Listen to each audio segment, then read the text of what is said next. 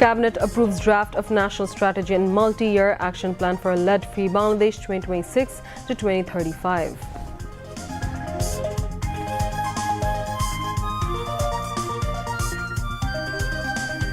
Saudi Crown Prince and Prime Minister Mohammed bin Salman bin Abdul Aziz invites Prime Minister Tariq Rahman to visit Saudi Arabia.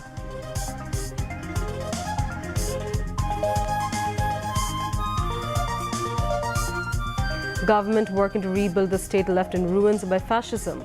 Highest standards of freedom of expression, rule of law and human rights reflected over the past 6 months, says Prime Minister's office spokesperson Mahdi Amin.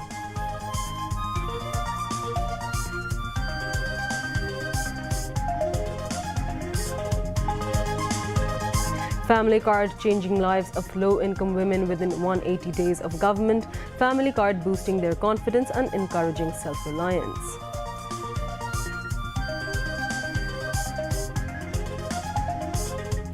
Necessary legal process begins to bring back ousted Sheikh Hasina to Bangladesh, informs Chief Prosecutor.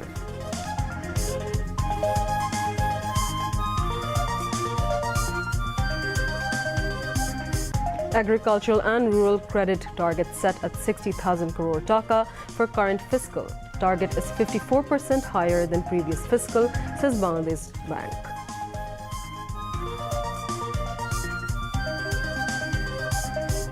July mass uprising not only phenomenon of contemporary era, but also broken records spanning many periods of world history, says Information and Broadcasting Minister.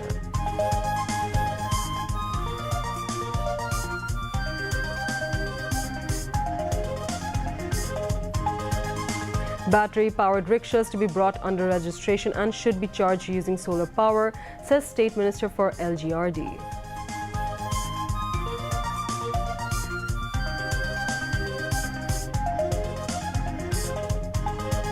Memorandum of Understanding between US and Iran expiring today as talks between the two sides to end the war have been deadlocked.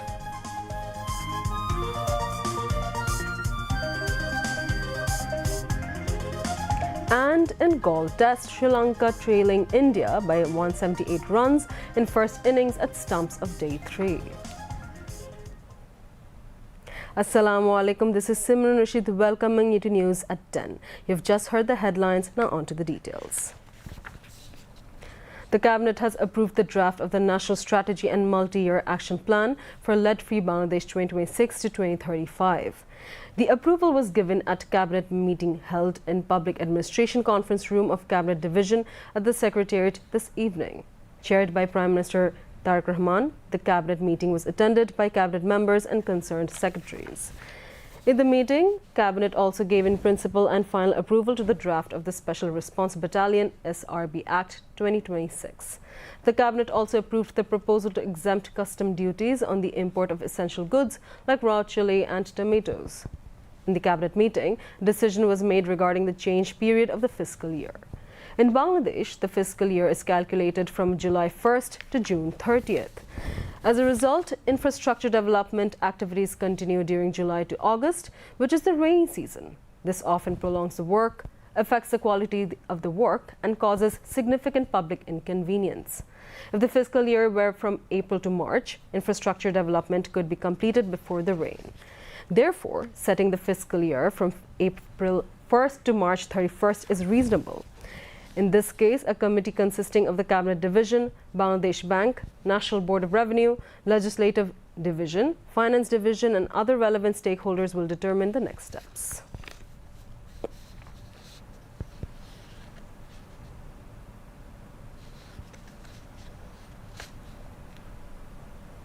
Saudi Crown Prince and Prime Minister Mohammed bin Salman bin Abdul Aziz Al Saud has invited Prime Minister Tariq Rahman to visit Saudi Arabia to discuss ways to strengthen bilateral relations and exchange views on regional and international issues. Saudi Ambassador to Bangladesh, Dr. Abdullah Zafar H. bin Abia, handed over the invitation letter to Tariq Rahman during a meeting at the Prime Minister's office in the Secretariat today. In the letter, the Saudi Crown Prince expressed his country's keenness to further strengthen bilateral relations between Saudi Arabia and Bangladesh in areas of mutual interest, with a view to fulfilling the aspirations of the two countries and further brotherly people. The date and the schedule of the visit will be determined at a mutually convenient time through diplomatic channels according to the invitation. Foreign Minister Dr. Khalilur Rahman and Prime Minister's advisor on foreign affairs Humayun Kabir were present at the meeting. A meeting was held with Prime Minister Tariq Rahman in the chair to explore the use of environment-friendly vetiver grass to prevent erosion and protect roads and embankments in the country. The meeting was held at the Prime Minister's Cabinet Division office in the Secretariat today.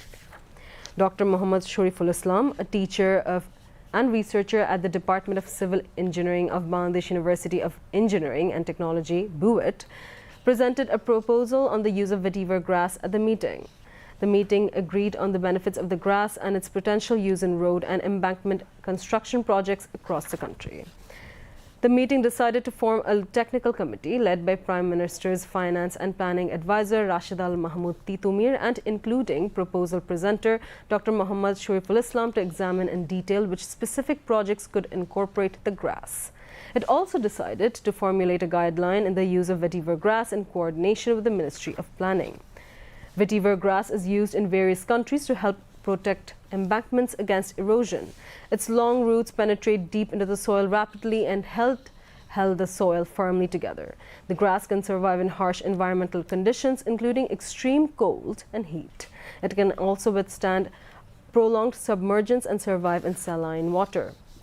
LGRD and Cooperatives Minister Mirza Fakhrul Islam Alamgir, Finance and Planning Minister Amir Khusro Mahmood Chaudhry, Disaster Management and Relief Minister Asadul Habib Dulu, Water Resources Minister Muhammad Shohid Uddin Chaudhry Ani, Agriculture Minister Muhammad Aminur Rashid, Prime Minister's Finance and Planning Advisor Rashid Al Mahmood Titumir, State Minister for LGRD and Cooperatives Mir Shahi Alam, State Minister for Environment, Forest and Climate Change Sheikh Faridul Islam, State Minister for Water Resources Forhad Hussain Ajad, State Minister for Railways Habibur Rashid and State Minister for Shipping Muhammad Rajib Ahsan attended the meeting.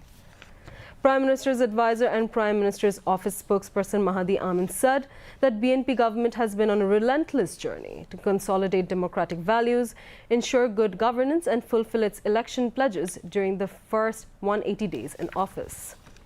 Speaking at an exchange of views with journalists marking 180 days of the government, he highlighted a series of welfare, economic, administrative and institutional initiatives taken during this period.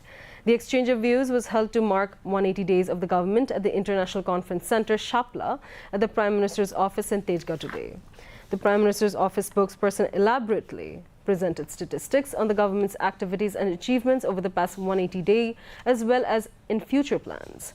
Mahdi Amin said that the government's journey, guided by the principle of Bangladesh First, has focused on accountability, transparency and people's welfare, with Allah's blessing as it works to build a prosperous, self-reliant and welfare-oriented Bangladesh.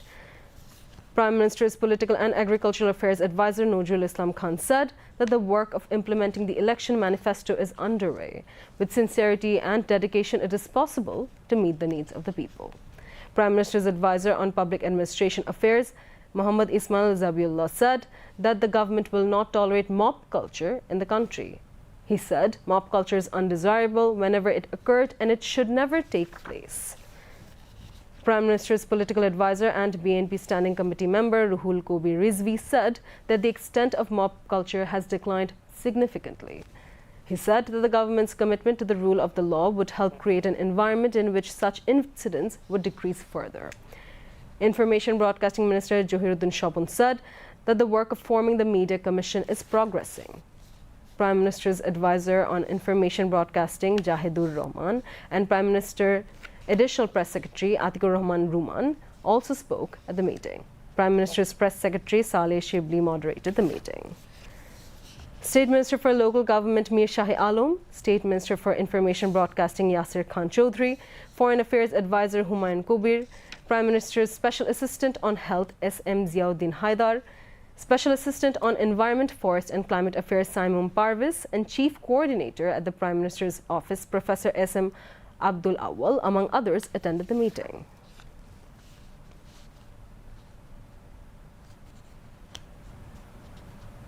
In the 180 days since the government introduced the family card, the lives of low-income women have been transformed through the financial support they receive. For countless widows and vulnerable women, the family card has become a symbol of security and stability. One of them is Alia Begum. Once she spent her days seeking help from people while sitting beside her disabled mother. Now, the money she receives through the family card has become one of her main means of survival. In households where financial decisions were traditionally controlled by men, the direct transfer of money into women's hands is bringing changes to everyday life. Women are gaining a stronger role in making decisions about household expenses, their children's needs, and their own needs. Some women are also saving small amounts from their family card payments to build up modest capital. They are using these savings to start small businesses or pursue entrepreneurship. The family card has become more than just a financial assistance. It is giving women the power to make decisions, the confidence to become self-reliant, and an opportunity to dream of a better future.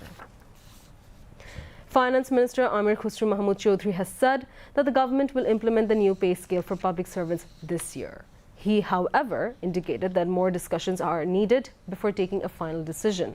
The Finance Minister said this after a meeting at the Finance Ministry at Bangladesh Secretariat today to review the judicial pay scale. He said that the government would present the full decision once decisions on different aspects of the National Pay Commission's recommendations are complete. Home Minister Salahuddin Ahmed, Law Minister Mohammad Asaduzzaman, Advisor to the Prime Minister on the Ministries of Finance and Planning Dr. Rashid Al Mahmood Titumir, and Finance Secretary Mohammad Khairuzaman Mojumdar attended the meeting. Home Minister Salahuddin Ahmed has said that the country's law and order situation has witnessed visible improvement over the last 6 months or 180 days. The minister made the remarks while briefing journalists after a meeting on the committee of the report of the Bangladesh Judicial Service by Commission 2025. Home Minister said that the people of the country will assess whether they are satisfied with the law and order situation. He said more time would be needed to further consolidate the situation in line with people's expectations.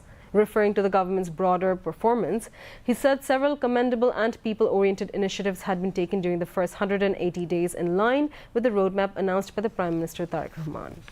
Home Minister said that the government had faced a series of global and domestic challenges since assuming office, but had dealt with them efficiently and successfully. Chief Prosecutor Muhammad Aminul Islam has said that the necessary legal process has begun to bring ousted Sheikh Hasina back to Bangladesh. He made the remarks while briefing journalists today. The chief prosecutor said that they do not know under what status Sheikh Hasina is currently staying in India. Meanwhile, the trial against seven top leaders of Awami League, Jubo League and Chhatro League, including Obad al-Qadir, over crimes against humanity committed during the July mass uprising has concluded, and the International Crimes Tribunal has kept the case pending for judgment. A tribunal too, headed by Justice Nojrul Islam Chaudhry, the court kept the case pending for judgment today after the prosecution and state-appointed defense lawyers completed their closing arguments. The prosecution said that the accused deserve the maximum punishment. Meanwhile, Tribunal 2 has ordered journalists Shamul Dotto, Mojammul Babu and Farzana Rupa to appear before the tribunal on August 24th in a new case alleging that they made provocative statements in the media during the July mass uprising. The target for agricultural and rural loans has been set at 60,000 crore taka for the current fiscal. Bangladesh Bank increased the target by nearly 54% compared to the previous fiscal.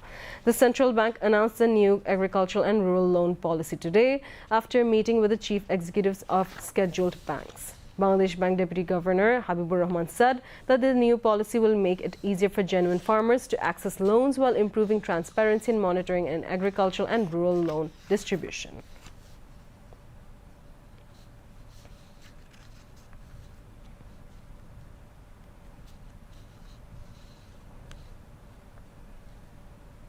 Information and Broadcasting Minister Johiruddin Shapon has commented that July uprising is not only for the contemporary history.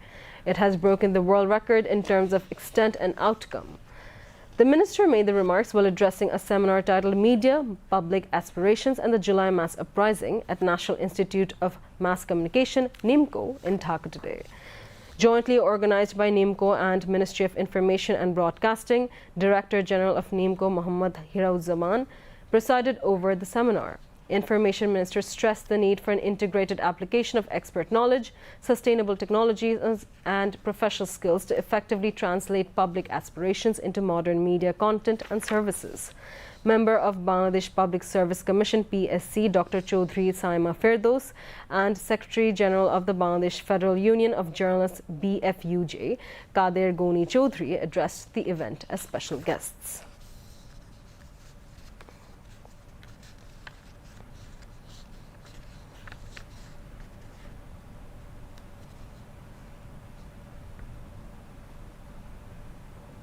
Information and Broadcasting Minister Johiruddin Shopon said that the government has already established a culture of accountability by interpreting 180 days of political campaigning before the common people. The minister made the remarks while launching a book titled Bangladeshi Nationalism, Tariq Rahman and the Present Context at the National Press Club. The event was hosted by the Center for Bangladesh Studies. He said that the government of Tariq Rahman is working to clean up political malpractice and corruption while bringing greater accountability to the political process. The minister described the 6-month-long political campaign as a significant event in the country's current affairs. He also said that Shohid President Ziaur Rahman and shaped the philosophy of Bangladeshi nationalism and launched a broad political reform campaign. He further observed that the philosophy of Bangladeshi nationalism underpins Prime Minister Tariq Rahman's recent political initiatives and efficiency. Lawmaker Shamsur Rahman Shimul Bishash, along with educationists, writers and researchers, attended the book launching ceremony. State Minister for LGRD Mir Shahi Alam said that the government is planning to impose fines on battery-powered e-rickshaws and auto-rickshaws if they are charged using electricity from sources other than solar power. He made the remarks today at the Secretary during a review meeting on the use of solar power by offices, agencies and institutions under the Local Government Division and the Rural Development and Cooperatives Division. The State Minister said that the auto-rickshaws would not be registered if they are charged with non-solar electricity. Their registration would also not be renewed after registration. He said battery-powered rickshaws are being brought under a registration system. To get registration, their batteries must be charged using solar power. Mir Shahi Alam added that battery-powered e-rickshaws are also being brought under the registration system of city corporations and municipalities under the LGRD system.